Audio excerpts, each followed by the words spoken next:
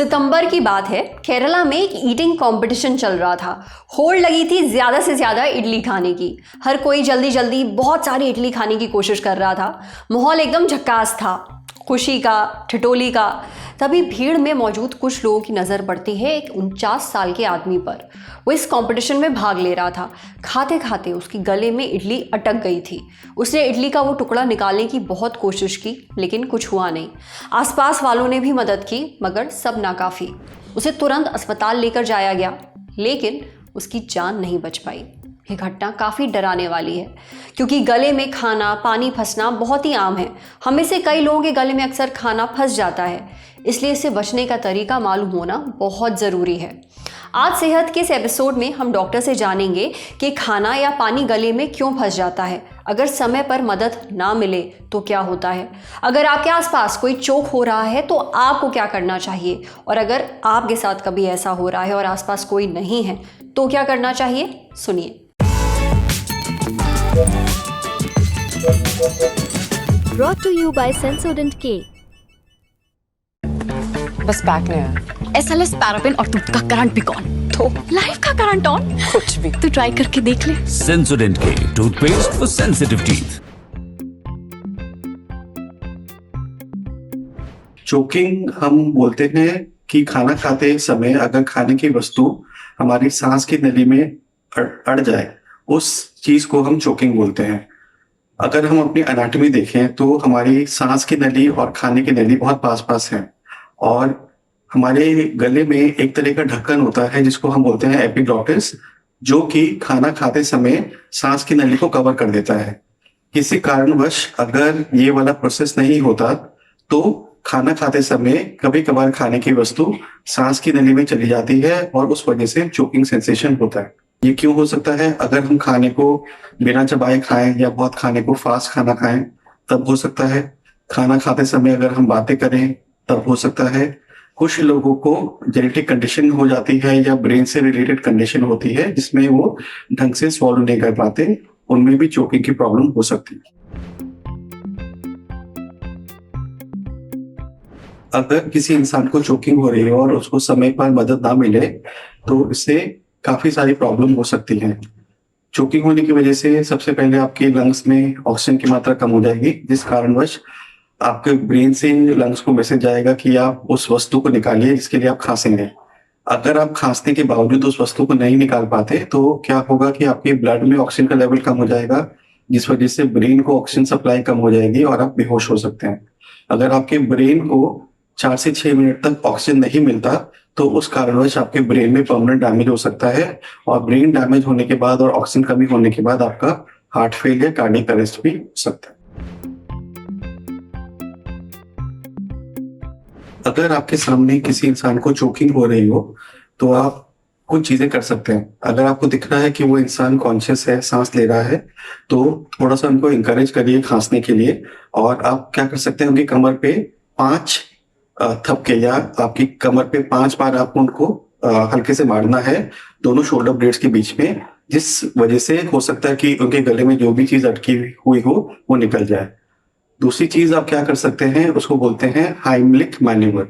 उसमें क्या करना होता है कि आप चोकिंग होते हुए इंसान के पीछे खड़े हो जाइए, उनकी नाभि पे अपना एक हाथ रखिए और दूसरा हाथ अपने हाथ के ऊपर रखिए और पेट पे अंदर और ऊपर की तरफ धक्का मारिए। ऐसा करने से कभी कभार जो सांस की नली में अटकी हुई चीज होती है वो बाहर निकल जाती है। अगर हम देखते हैं कि इंसान खांसते खांसते बेहोश हो गया है और उन्होंने सांस लेना बंद कर दिया है तो आपको तुरंत उन पे सीपीआर शुरू करना है, जिसको बोलते हैं कार्डियो पल्मोनरी रिससिटेशन, जिसमें आप उनकी चेस्ट दबाएंगे और मुंह से उनको 2-2 सांस देंगे। ऐसा करते हुए आपको तुरंत इमरजेंसी सर्विसेज या एम्बुलेंस को कॉल करके उनको हॉस्पिटल में शिफ्ट करना। अगर आपको चोकिंग हो रही है और आपके आसपास कोई आपको मदद करने के लिए नहीं है, तब भी आप अपने आप की हेल्प कर सकते हैं उस वस्तु को बाहर निकालने के लिए। सबसे पहले है कि तेजी से खांसिए और खांसते रहिए जब तक कि वो वस्तु आपकी छाती में या आपके गले में से निकल नहीं जाती। अगर ये करने के बावजूद भी आपकी वो वस्तु नहीं निकल पा रही तो उस केस में आप क्या करेंगे, अपना एक हाथ अपनी नाभि के ऊपर रखेंगे, दूसरा हाथ उस हाथ के ऊपर रखकर अपने पेट पे तेज से धक्का मारेंगे अंदर की तरफ और ऊपर की तरफ। ऐसे बार बार करने से कभी कभार वो वस्तु डिसलॉज होके बाहर निकल जाती है।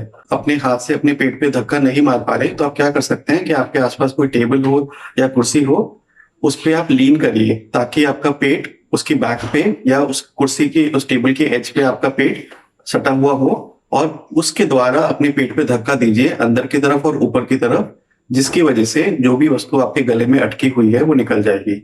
और इस बीच में अगर पॉसिबल हो तो तुरंत अपने किसी जानने वाले को फोन करिए या मैसेज करिए या तुरंत अपना एम्बुलेंस सर्विस को मैसेज करने की कोशिश करिए। देखिए, गले में कोई चीज़ अटक जाए, आप चोक होने लगे तो तुरंत एक्शन लेना बहुत ज़रूरी है, वरना जान पर आ सकती है। इसलिए डॉक्टर ने जो टिप्स बताई हैं उन्हें याद कर लीजिए। अब बढ़ते हैं सेहत के अगले सेगमेंट की तरफ, तन की बात। क्या एक किडनी के सहारे नॉर्मल जिंदगी बिताई जा सकती है?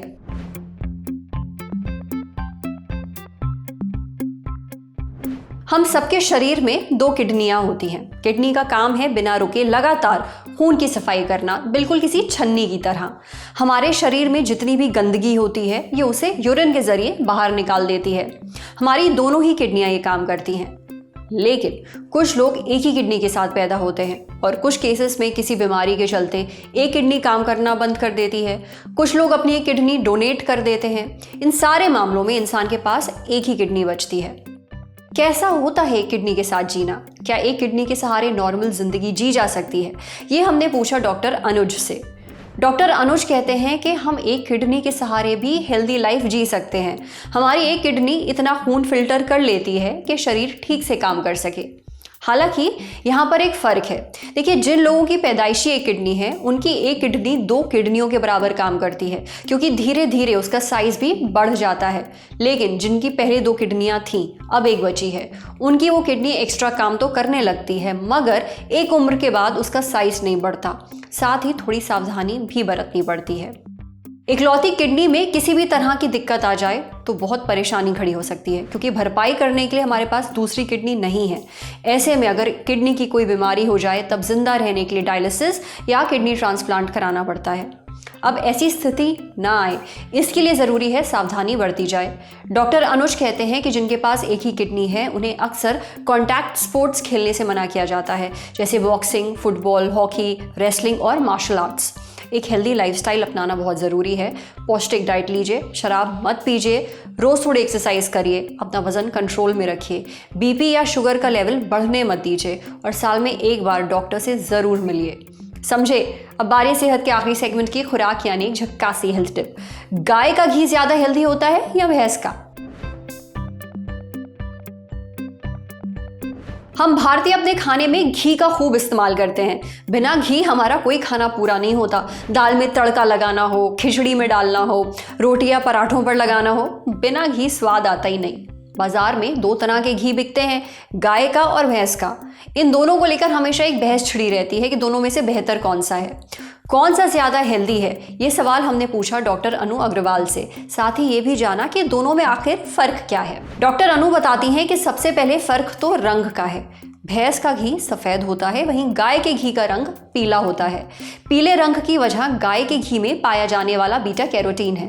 बीटा कैरोटीन आँखों के लिए फ़ायदेमंद होता है। ये एंटीऑक्सीडेंट की तरह भी काम करता है।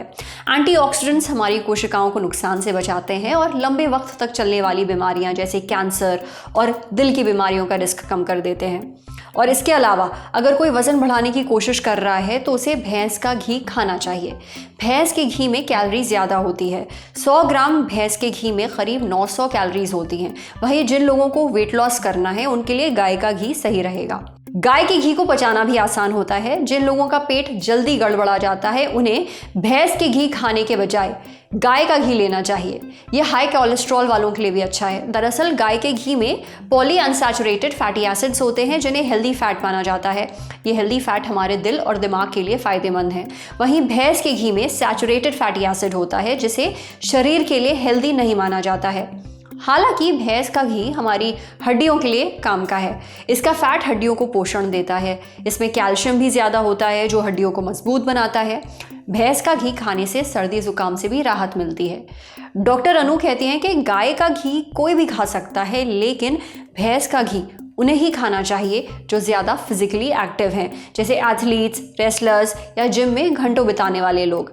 अपने बच्चे को आप गाय का घी ही खिलाइए। ये घी उसे पोषण देगा, मोटापा कम करेगा और कई बीमारियों से भी बचाएगा।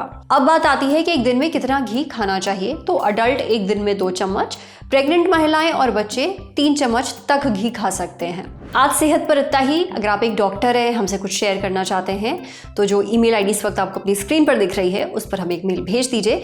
जाते जाते एक ज़रूरी सूचना, दिल्ली से निकलकर बाहर दी ललन टॉप आ पहुंचा है अपने मायके। अब की बार ललन टॉप अड्डा जमेगा बिहार में। जगह होगी बापू सभागार पटना और तारीख होगी 25 अक्टूबर। यहाँ आपसे मिलेंगे actor, educator, singer, IAS officers. List अभी ख़त्म नहीं हुई है। स्टैंड अप कॉमेडियन और एक बढ़िया से नाटक का भी इंतज़ाम है। आपको नहीं करनी है मेहनत और ना देना है छदाम। बस thelalantop.com पर जाना है और एक बैनर पर क्लिक करना है और कर लेना है रजिस्टर।